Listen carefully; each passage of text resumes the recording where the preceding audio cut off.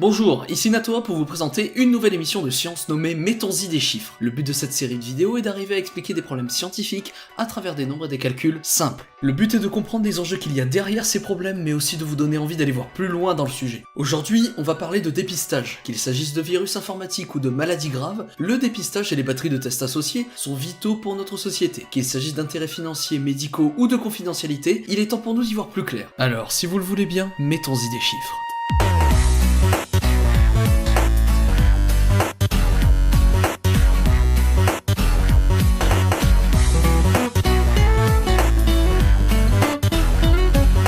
Pour commencer, il faut comprendre que votre antivirus et votre médecin, c'est la même chose. Ok, ça sonnait mieux dans ma tête. Pour être exact, ils appliquent la même logique lorsqu'ils effectuent un diagnostic. En gros, comment ça se passe? Face à une infection, on identifie des signes de sa présence. Ces signes, on les appelle les symptômes. Et c'est à partir de là qu'on fait face au premier problème du dépistage. Réussir à identifier un signe d'une maladie est relativement facile, mais c'est identifier un signe exclusif à une maladie qui pose vraiment problème. Parce qu'avoir mal à la tête parce que t'as dormi chez mamie pieds nus et que tu t'es chopé une rhinopharyngite, c'est une chose. Mais quand t'as une méningite et que t'es prêt à te faire sauter la tête juste pour que ça aille mieux, faut peut-être se dire que simplement un mal de tête, ça suffit pas à différencier les deux maladies. Et il y en a quand même une des deux qui est vachement plus chiante que l'autre. La rhino, c'est pas cool. Bon, je vous avoue que l'exemple que je viens de vous donner est un peu bidon. En effet, même si le mal de tête n'est pas un symptôme exclusif de la méningite ou de la rhinopharyngite, on sait assez facilement différencier les deux maladies de par l'ensemble de leurs symptômes, même s'ils en partagent quelques-uns. Mais sortons du cadre médical pour aller dans celui de l'informatique. Particulièrement à notre époque, le moindre logiciel que vous installez va vouloir se connecter à Internet. Mais se connecter à Internet, en soi ça implique beaucoup d'étapes, qu'on va simplifier pour ne pas rentrer dans les détails. La première étape pour une application qui veut accéder à Internet, c'est d'envoyer une requête depuis votre PC jusqu'à votre routeur Internet. Votre routeur va alors utiliser un de ses ports disponibles pour établir une communication avec un serveur. Le cas le plus simple restant celui-là, il n'y a a priori aucune garantie que cette communication ouverte entre ce serveur et votre machine ne soit sécurisée. C'est là où votre antivirus intervient, avec souvent l'assistance d'un pare-feu, qui est capable de forcer le blocage d'une communication si elle devient dangereuse. La question, c'est de définir quand est-ce qu'une connexion devient dangereuse et quand est-ce qu'elle ne l'est pas. À défaut d'utiliser le mot symptôme, on utilise plutôt le terme comportement ou profil de programme, mais le principe reste le même. Isoler une action qui est une caractéristique unique du programme en question. Ce système de détection est largement utilisé, tout simplement parce qu'il est simple à mettre en place. Une fois le symptôme exclusif isolé, le test devient alors tout simplement binaire. Soit le symptôme est présent et il y a infection, ou alors il n'y a pas le symptôme et il n'y a pas infection. Hein? C'est aussi simple, hein? Le problème qu'on va rapidement avoir, c'est d'être certain de savoir si le symptôme, il est là ou pas. Et pour ça, on fait appel à un test de dépistage. Ouais, même votre PC se fait dépister, mais c'est pas pour les MST, hein. Un test de dépistage, c'est un test statistique qui permet de vérifier la présence ou non d'un symptôme. Et ça implique deux choses. Le test ne renvoie qu'une réponse binaire, il est soit positif, soit négatif, et le test est statistique, c'est-à-dire qu'il admet une part d'erreur. Sa réponse peut alors être vraie ou fausse. Avec ces deux aspects, on va pouvoir définir alors 4 catégories de réponses à notre test. Le vrai positif, le test détecte le symptôme chez le sujet et le symptôme est présent. Le vrai négatif, le test ne détecte pas le symptôme chez le sujet et le symptôme n'est pas présent. Le faux positif, le test détecte le symptôme chez le sujet et le symptôme n'est pas présent chez le sujet. Le faux négatif, le test ne détecte pas le symptôme chez le sujet et pourtant le symptôme est présent. Déjà, on se rend compte que même si on a affaire à un test à réponse binaire, il y a quand même 4 possibilités de résultats. 2 qu'on veut absolument maximiser car ils participent à décrire la réalité de ce qui se passe, et 2 qu'on va vouloir absolument minimiser parce qu'ils correspondent à une erreur du test, qu'elle soit dans le fait de détecter ou non le symptôme. Et puisqu'on est ici pour comparer des chiffres et qu'on aimerait comparer ce qui est comparable, alors on va comparer ce qui est comparable. Ça fait beaucoup de comparer dans la même phrase. Comparer! Dans ce genre de statistiques, il est préférable de parler de sensibilité et de spécificité d'un test. La sensibilité, c'est la probabilité que le test soit positif chez un sujet malade. La spécificité, c'est la probabilité que le test soit négatif chez un sujet sain. Alors on a l'impression qu'on peut résumer l'efficacité du test à 2 paramètres, et en un seul exemple, on va démontrer que ça ne marche pas du tout comme ça. Imaginons que l'on cherche à établir la validité de notre test pour une maladie parmi 200 personnes. Parmi ces 200 personnes, 115 sont malades et 85 ne le sont pas. Après avoir effectué notre test, ce dernier nous indique qu'il y a 90 personnes malades et positives au test, alors que 75 sont saines et déclarées négatives au test. Je suis sympa, je vous ai mis le résultat des calculs. Du coup, on obtient 7 sensibilités et 7 spécificités. Et on va prendre un moment pour pour expliquer ce qui vient d'être fait. Cette présentation que je vous montre, ça s'appelle une table de contingence, et elle permet de comptabiliser les résultats venant de notre test. Comme on connaît à l'avance les personnes malades et celles qui ne le sont pas, on peut distinguer les 4 catégories pour faire notre comptage. Et avec ce comptage, on peut donc calculer la sensibilité et la spécificité. Et ce qui va nous intéresser ici, c'est de savoir exactement qu'est-ce qu'on vient de faire avec ces nombres. Pour la sensibilité, on a fait le rapport des patients malades positifs à notre test sur le nombre total de patients malades, et pour la spécificité, on a fait le rapport des patients sains négatifs à notre test sur le nombre total de patients sains. En résumé, on a un chiffre qui nous permet de savoir combien de gens sont malades parmi que des malades, et un autre chiffre qui nous permet de savoir combien de gens ne sont pas malades parmi des gens pas malades. Non mais vous le voyez le problème là? Dans la vraie vie véritable, notre population n'est jamais 100% malade, parce que sinon on n'aurait pas besoin de détecter la maladie, ni 100% saine, parce que sinon on n'aurait pas besoin de détecter la maladie.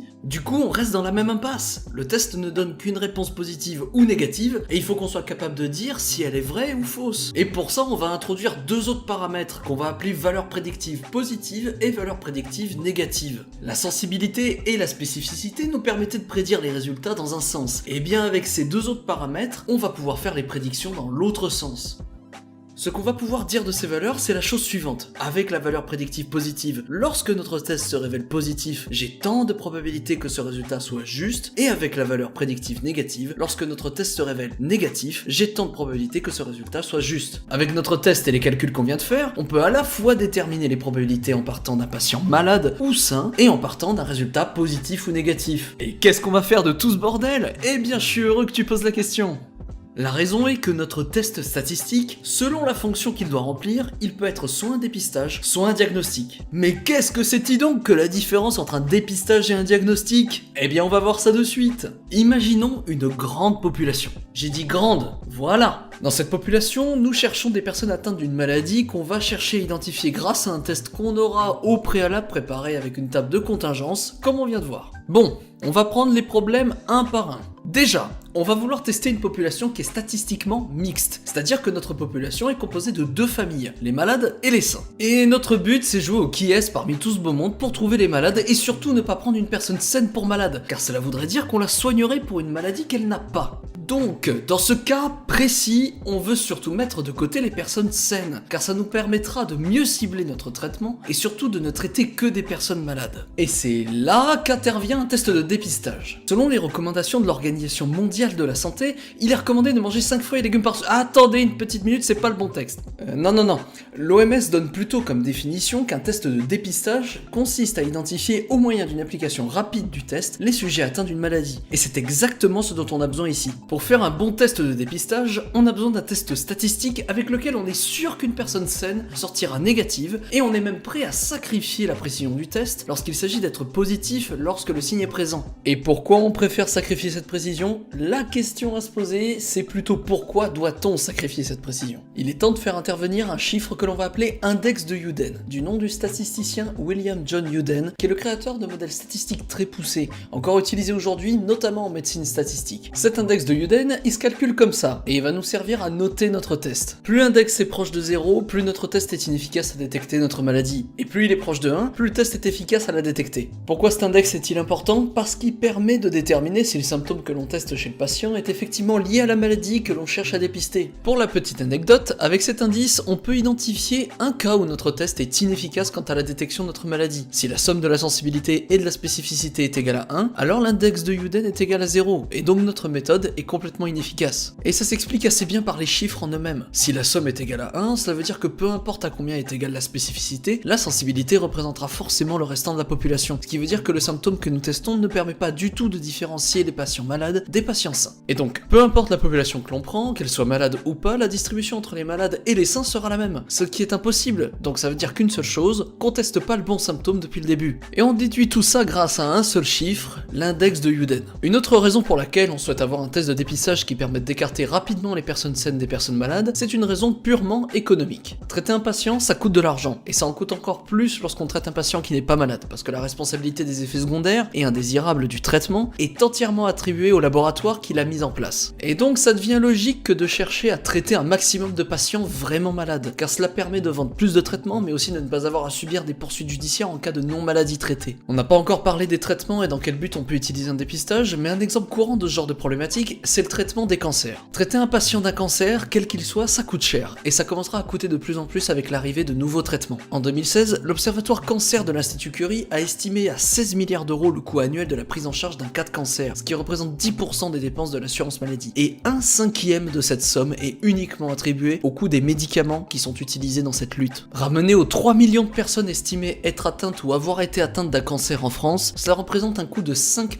367 euros par personne. Ça ramène le prix par an et par patient à une moyenne de 50 000 euros, auquel viendra s'ajouter le surcoût chaque année estimé en moyenne de 3 500 euros par an et par personne, dû au remplacement progressif des traitements par des traitements plus prometteurs mais aussi beaucoup plus chers à produire. Avec ces chiffres, on se dit que traiter quelqu'un d'un cancer qu'il n'a pas, c'est autant dommageable pour lui que pour l'assurance maladie qu'il prendra en charge. Et surtout quand on sait à quel point ce genre de traitement est lourd et qu'il peut accessoirement conduire à la mort à cause des effets secondaires. Même si beaucoup de progrès sont faits sur le traitement en lui-même, il reste essentiel de savoir distinguer une personne malade et une personne saine. Et tout ça grâce à un dépistage. Alors quand on vous balance un tas d'infos sur le dépistage du cancer et sur son traitement, mettez-y des chiffres.